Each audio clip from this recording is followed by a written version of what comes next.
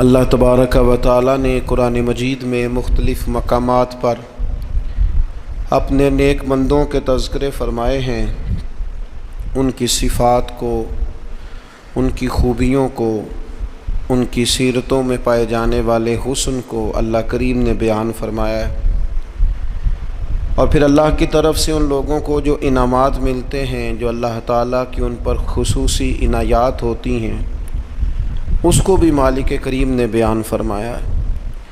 اللہ کریم نے ارشاد فرمایا کہ ان الذین قالوا ربنا اللہ، فرمایا بے شک وہ لوگ جنہوں نے کہا کہ اللہ ہمارا رب ہے، ثم استقاموا، پھر وہ اس پر ڈٹ گئے۔ ان الذین قالوا ربنا اللہ، بے شک وہ لوگ جنہوں نے کہا کہ اللہ ہمارا رب ہے، ثم استقاموا، پھر وہ اس پر ڈٹ گئے۔ مالک پھر انہیں کیا ملے گا؟ فرمایا فلا خوف علیہم ولا ہم یحزنون، ان پر کوئی خوف نہیں اور وہ غمگین بھی نہیں ہوں گے۔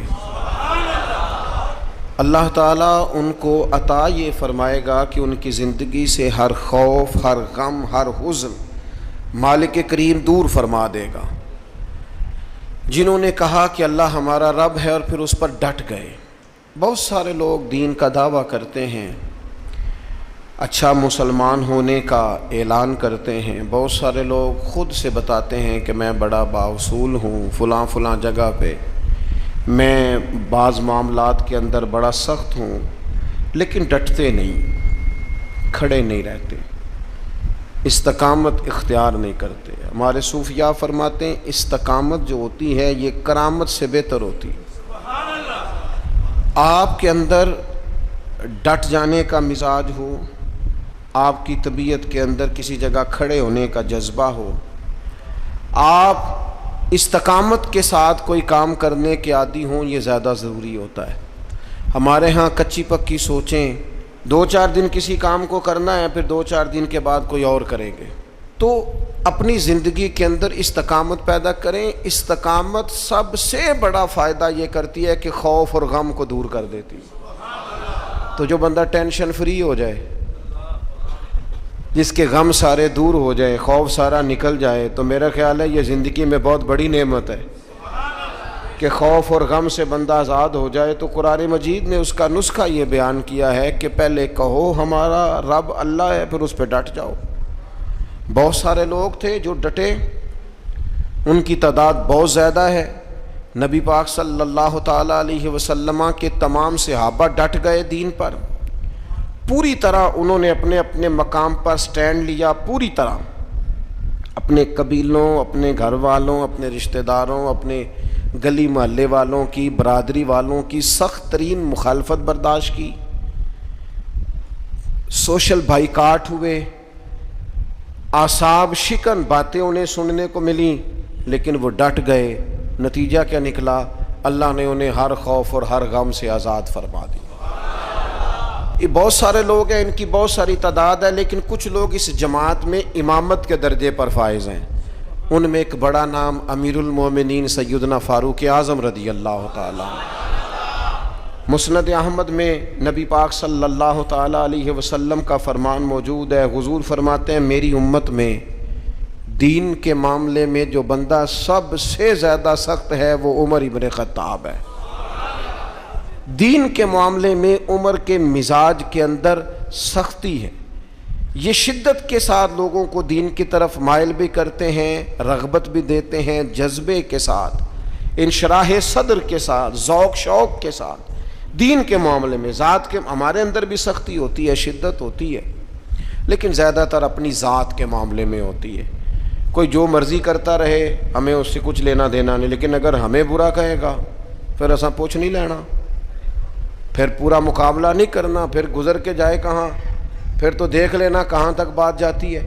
تو حضرت فاروق اعظم رضی اللہ تعالیٰ عنہ کا یہ کمال تھا کہ انہوں نے پوری طرح طے کر لیا تھا کہ میرا دین ہی میرے لیے سارا کچھ ہے۔ دین کو اوڑھنا بچھونا بنا لیا۔ جب کچھ لوگ کچھ چیزیں طے کر لیتے ہیں پھر ان پر ڈٹ جاتے ہیں، تو ان لوگوں کی زندگی کچھ مشکلات سے ضرور گزرتی ہے، لیکن ان کے پاس کوئی رستہ تو ہوتا ہے نا۔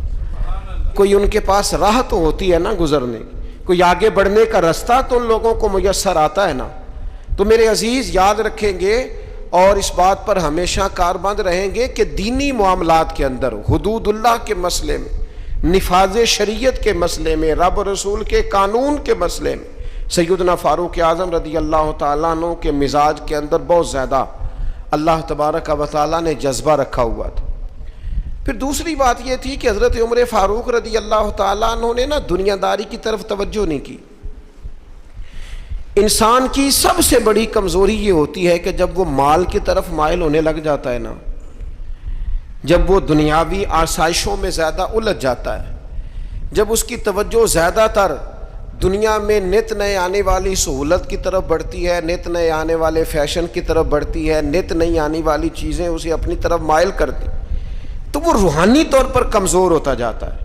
حضرت فاروق اعظم رضی اللہ تعالیٰ عنہ سردار تھے، اپنے قبیلے کے سمجھدار آدمی تھے، معاملہ فہم تھے، تدبر والے تھے، پھر اللہ نے موقع دیا اور انہیں اس منصب پر بٹھایا جو بہت بڑا منصب تھا، وہ مسلمانوں کے امیر بن گئے، نبی پاک علیہ السلام کے جانشین بن کر وہ بیٹھے، اور ان کے دور میں اللہ نے وسعت بھی عطا کی، بڑی بڑی فتوحات ہوئیں، بہت زیادہ مال غنیمت آیا، گنجائش آئی، اور دور کے تقاضوں تھے بھی حضرت عمر پوری طرح آگاہ تھے۔ انہوں نے چھوٹے بچوں کے وظیفے مقرر کیے، پولیس کا محکمہ مقرر کیا، فوجیوں کی تنخواہیں لگائیں، اساتذہ کے معاملات دیکھے، علمی مذاکرے کیے، 4000 سے زیادہ مساجد کی تعمیر کی، اتنے سارے کام حضرت فاروق اعظم نے کیے۔ معاشرے کی جتنی بھی ضروریات تھیں ان سب سے حضرت عمر آگاہ تھے، لیکن ان کی کیفیت یہ تھی کہ صحابہ کرام فرماتے ہیں جب بھی ہم نے انہیں خطبہ دیتے دیکھا ان کے کرتے پر 3 پیبند لگے ہوتے تھے، یعنی انہیں پتہ سارا تھا، شعور سارا تھا، کپڑے خریدنے کا سلیقہ، کپڑے خریدنے کی طاقت، پہننے کا ڈھب، دور کے تقاضوں سے پوری آگاہی تھی، لیکن انہوں نے وہ سادگی کو، اور وہ جو سادگی میں خوبصورتی ہوتی ہے اس کے حسن کو کسی مقام پر ضائع نہیں کیا۔ اللہ تعالیٰ نے انہیں فضیلت عطا کی، اور یہ سادگی ان کی اتنی زیادہ معروف تھی، اتنی زیادہ معروف تھی، جو بندہ دنیا دار نہیں نہ ہوتا پھر وہ بزدل بھی نہیں ہوتا۔